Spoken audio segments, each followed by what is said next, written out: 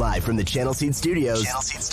This is Jared and Jabo and Iowa Everywhere. Jared Stansbury. Jordan Bohannon. Together on Iowa Everywhere. Channel Seed. Seedsmanship at work. Welcome to the podcast. Wednesday, May 24th. What's up, Jordan Bohannon? Hi, Jared Stansbury. What's going on? I always what's your ancestors? Where are they from? Because you just about asked me what my ethnicity is. Yeah, and then I was like, maybe that isn't politically correct. My ancestors are Swedish mostly. Why? I feel like Stansbury, like is it like Stansbury or Stansbury? Because if it's Stansbury, there should be Berry. I would imagine that there's also some German in my family, and it was Stansburg or something like that before, and then was changed to Stansbury. I don't know. I could probably ask someone in my family, and they could give you an answer, but I'm not the one to.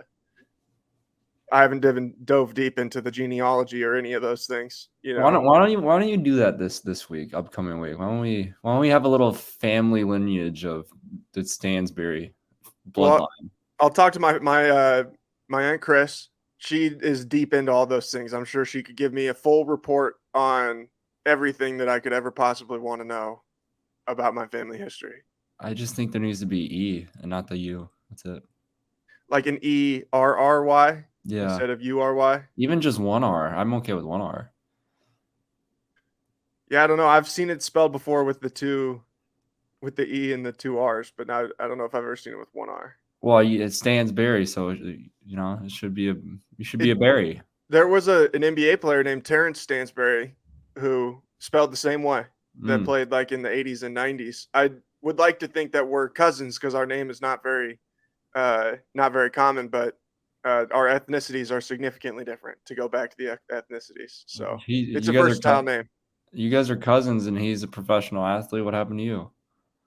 Well, I mean, I don't think that we're actually cousins. Oh, that's what I'm saying. Our ethnicities are different. Well, I don't think that Terrence has much Swedish in his blood.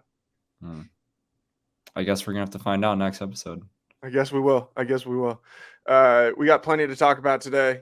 Ben Jacobson is throwing heat at Iowa State and Iowa. He did that late last week. You had one of the worst feelings in the world this week and want to talk about that, talk through some of your feelings. And then I've got a couple weird news stories for us to close things up. But let's start with Ben Jacobson, who had a Panther Caravan event last week, said after spotting it, this came from Justin Cernsey from Channel 13. After spotting an Iowa Hawkeye fan in the crowd at Panther Caravan, Jacobson said, quote, "Can you ask your team why they won't play us anymore? It's okay. There's another team about 40 miles north that won't play us either." Thoughts on Coach Jacobson throwing shade towards your school? Here's the thing. One of my brothers played for Jacobson, so I know him very well. He's a fantastic human being. Anyone that's ever had an interaction with him, I'm sure they'll say the same exact thing. However, I'll say this as well, too. If I was on his side, I would say the same thing, right? Like, you're a mid-major school. You want to play the in-state rivals, and you would do everything possible for that to happen. And when my brother Matt was playing at UNI, I watched them beat Iowa. I watched them beat Iowa State in Wells Fargo Arena. So I know what that game feels like, and I know what those games can be. However, with everything that's been going on with college athletics, I don't think it's physically possible anymore for Iowa State or Iowa to fit UNI on their schedule or adjust their schedule for them to play each other. I think obviously there's bye games that need to happen. And I've been very vocal. I'm not even a fan of bye games, Jared. I think every game should be competitive. You look at like a Michigan State team that play in that classic at the beginning of the year. They play the best teams in the country. Kansas does too. UNC does sometimes. I think that's great.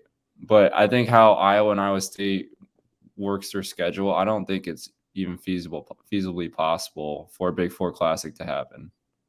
I'm sure that Iowa State and Iowa would be happy to welcome the Panthers to Ames or Iowa City, and they'd probably even pay them. Mm-hmm. But they're not going to Cedar Falls. No. Well, that's the thing. Like, what do they get out of if they beat a mid-major on the road? They Right. don't nothing that doesn't help their schedule.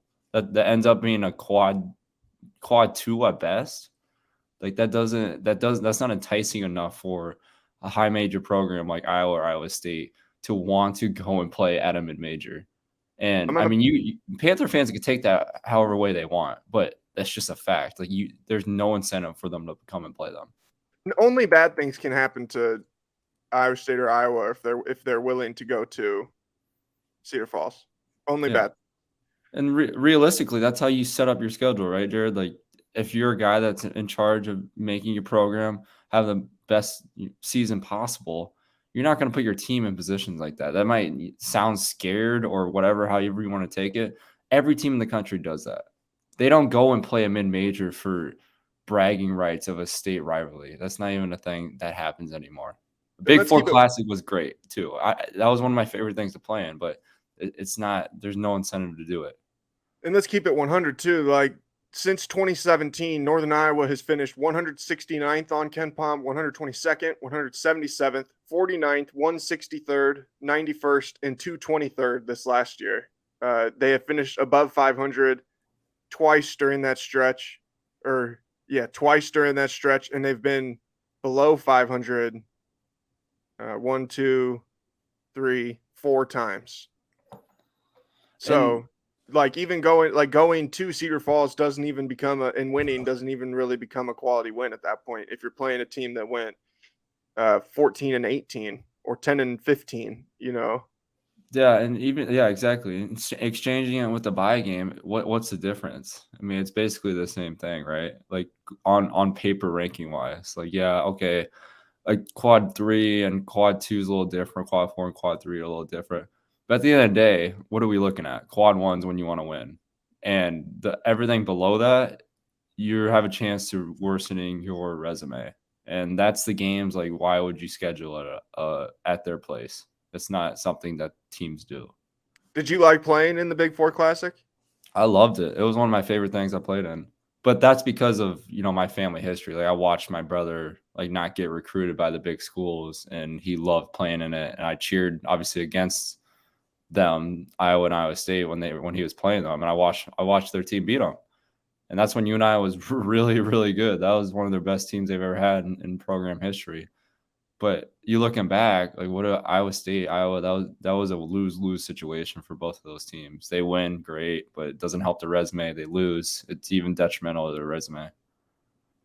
Yeah, and then obviously Drake is, they've kind of flipped places in a sense with where Drake is at over the last several years, and like I can understand where those folks would be upset as well and would say a lot of the same things. But again, I think if those two schools were willing to go and just play in Iowa City or play in Ames, I think that they would play them. But they want to get the return trip, and I just don't think that that's going to happen. No, there's just no point to. There's no point. Like you think about North Carolina when Marcus Page, like Roy Williams was always so great about any player that played on his team, he'd let their players go back in their hometown and play, right? Like he figured a way out to do that. UNC came in number 1 in the country when my brother was at UNI, and they ended up losing to them. Like that's a game. Like I'm sure Roy loved Marcus to death, but that's the game that severely hurt their seeding wise, and then NCAA tournament severely hurt their end of season goals at the end of the season to make a championship run. I think they ended up making a run anyway, but that's a lose-lose situation. Like you don't get any money to go play them, and the best thing you come out is with a quad 3, quad 2 win. What year was that? 2016. I'm pretty sure that was the year they made the championship.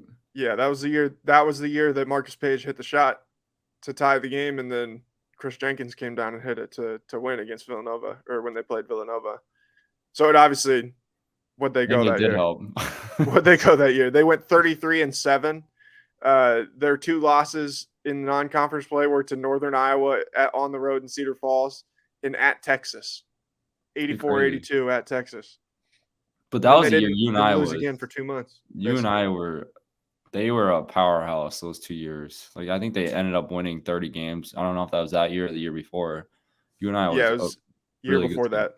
Yeah. Year before that. They went 23-13 in 2016 But that was still a good team. They made the NCAA tournament. That was the one that gave up the comeback at the end against Texas A&M in overtime.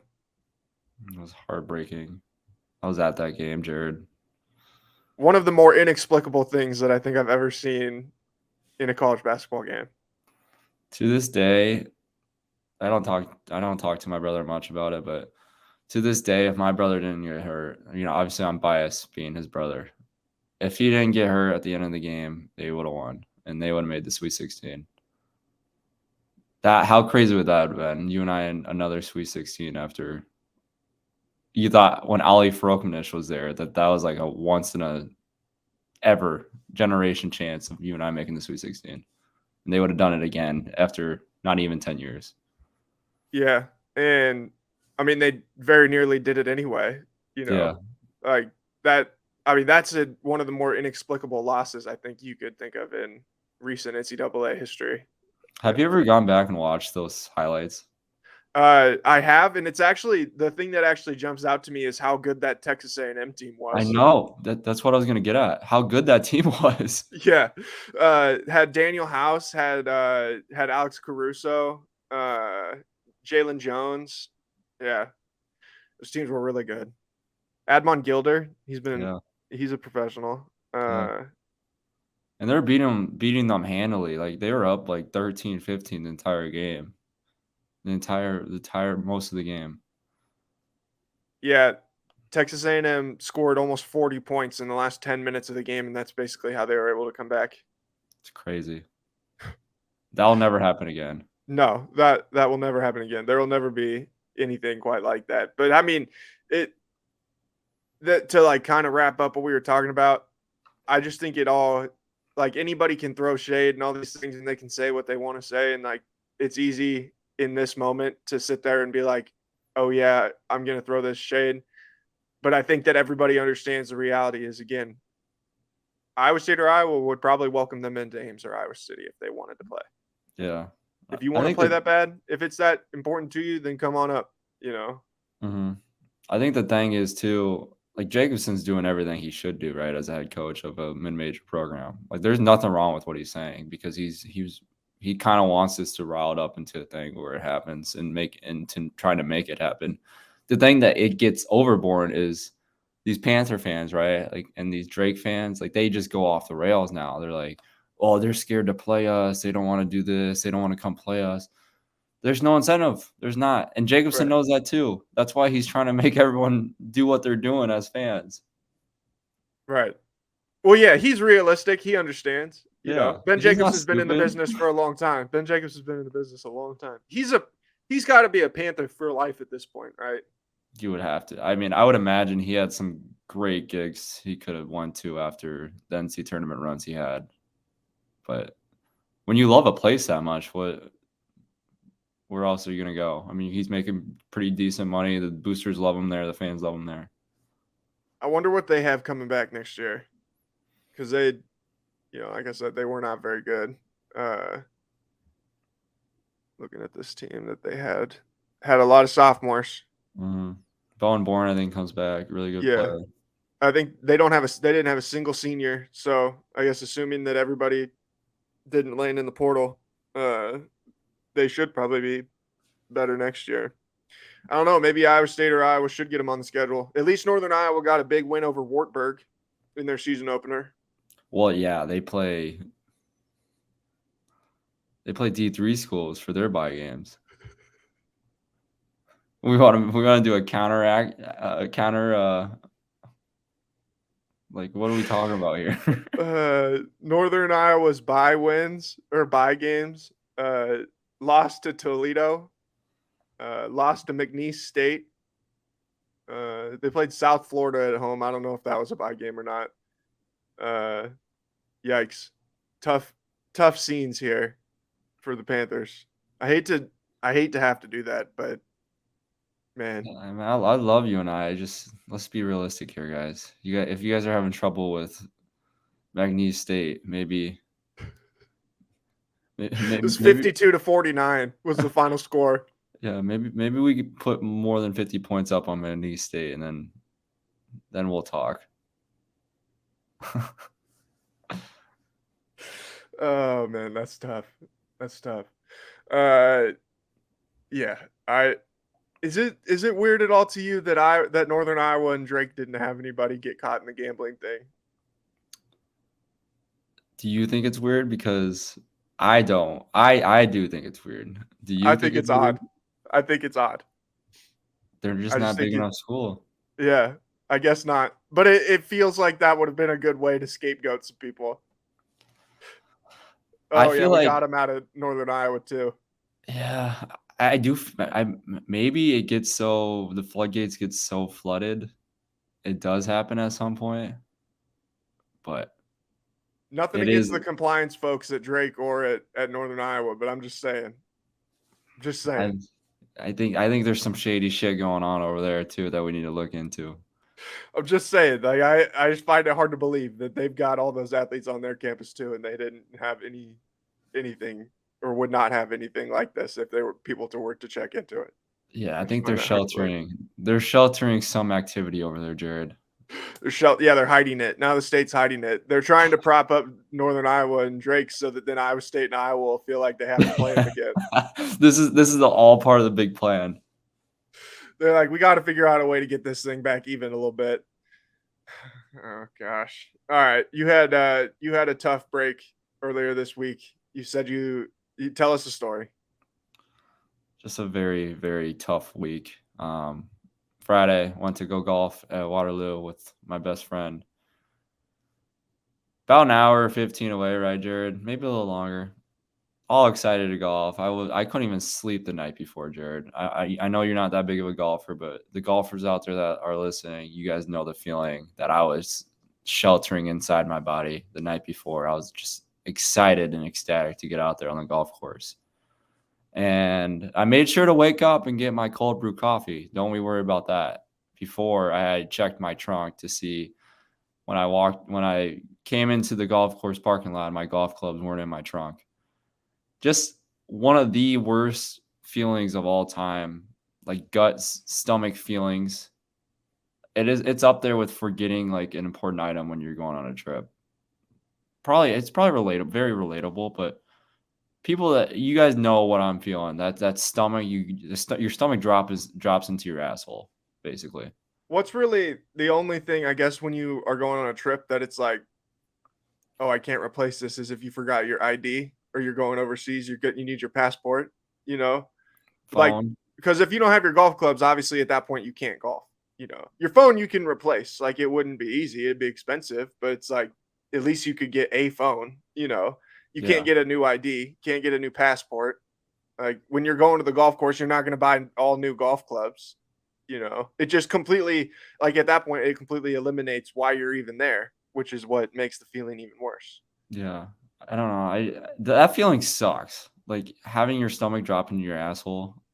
Like just feeling your stomach move all the way down to your bowel, like as a bowel movement, like you're about to shit your stomach out. That is a top. I mean, I guess that's the only feeling you feel sometimes, but I don't know.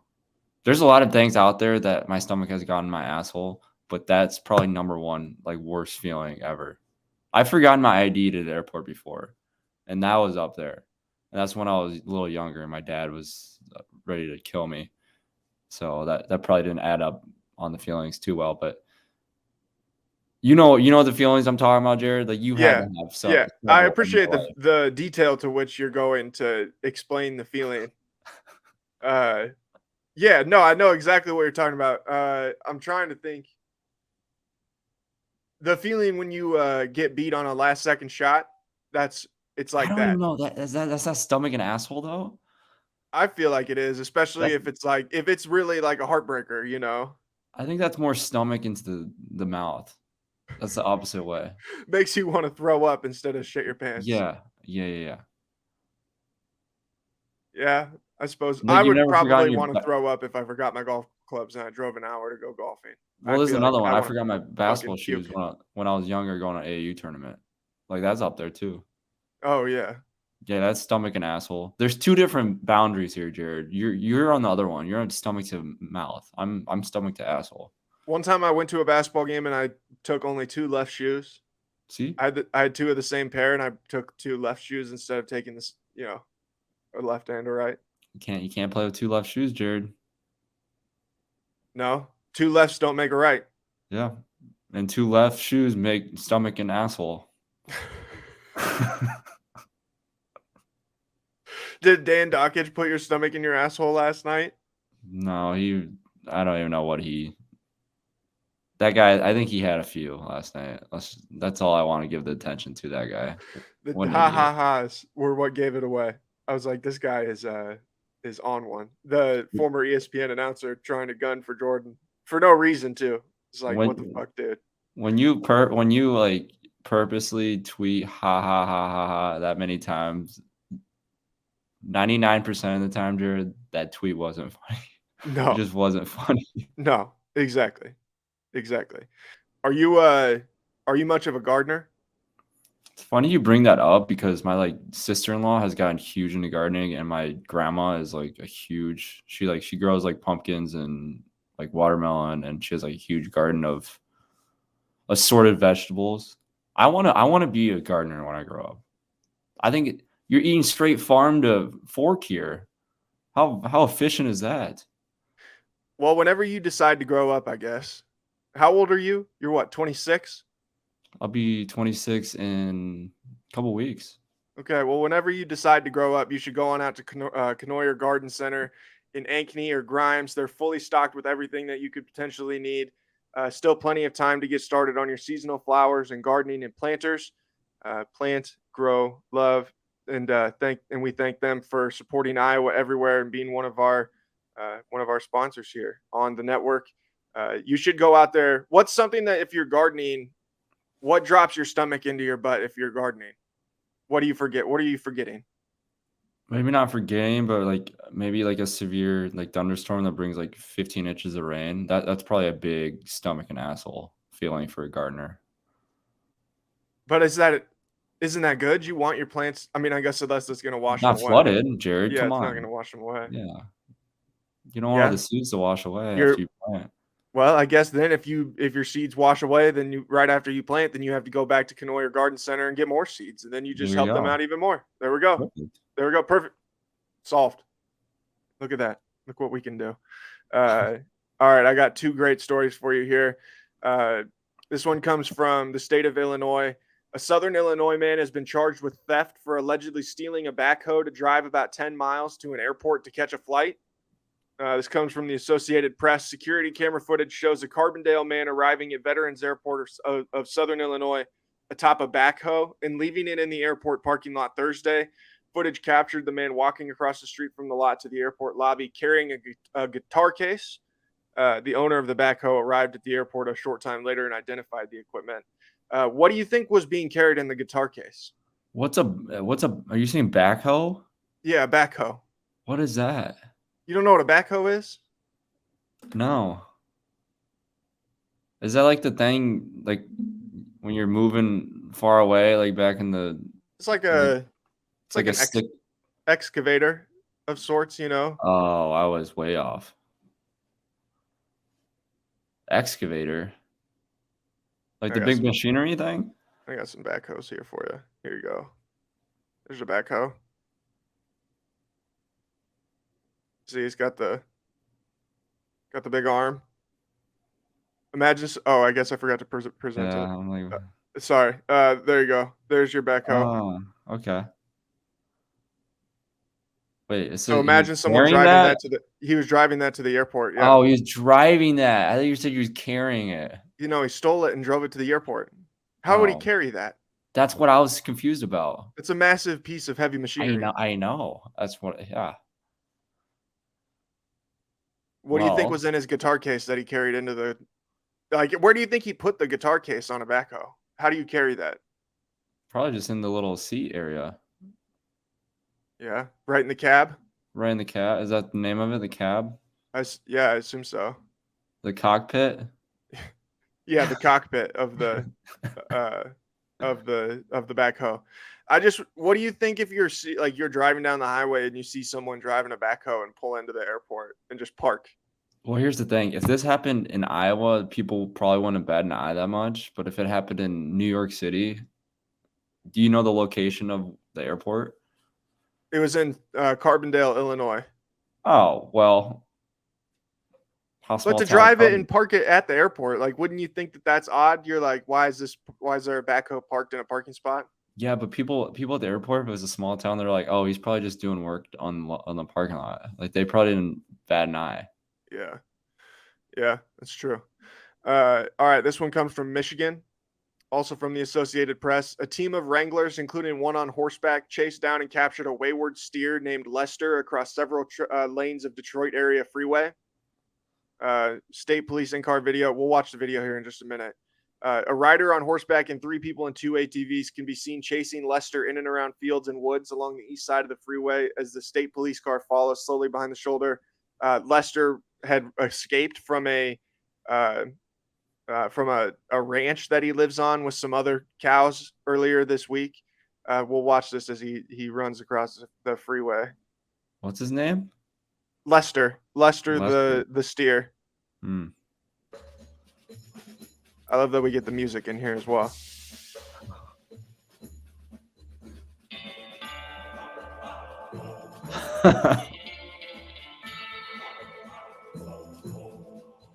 Yeah, Lester's like up here in the corner, kind of. Oh, it looks like Iowa. Oh, Lester. Oh, no. No, Lester. Oh, Look at the cowboy, bro. this is so Western. Got him.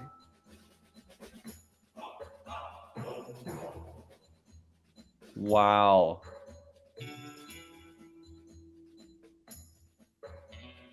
Just imagine driving down the freeway and seeing a massive steer run out into the middle of the road. How cowboy is that guy? That's who I need to take my cowboy lessons from before I Yeah. went to that country concert. I should have hit up that guy. Swinging that rope like that. What do you call that? A Lasso? lasso. Yeah, lasso. Yeah. So I'm not that far off. No, you're not that far off. Yeah. I don't know, man.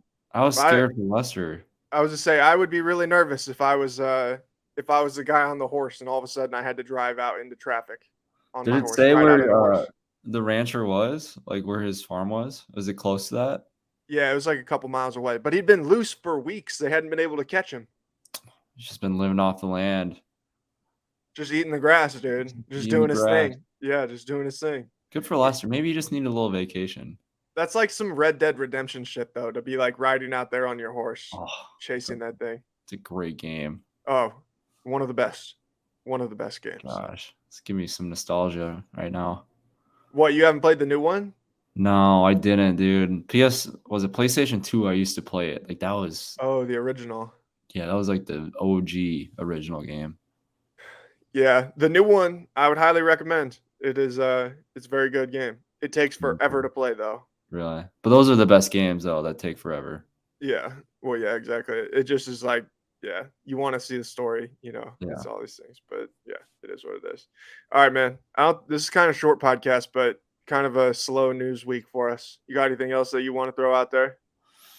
No, I'm still curious before we go here about the whole investigation. I think it's telling with the sports betting investigation that we can just touch on this real quick that there hasn't really been much said. So my thoughts is there's still some heavy stuff yet to come out of it. But that's my opinion.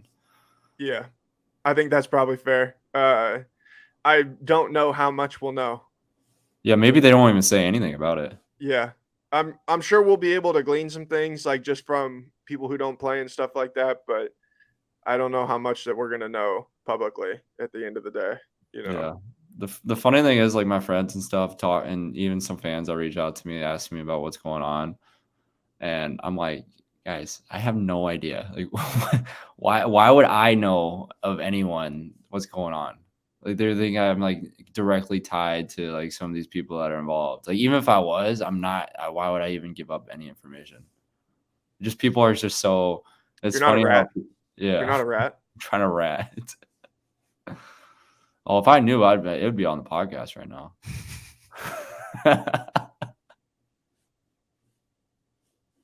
Just what we need to smear some people. No, I'm just kidding. Maybe. I don't know. Depends. All right, man. Oh, I was gonna give you a chance. When do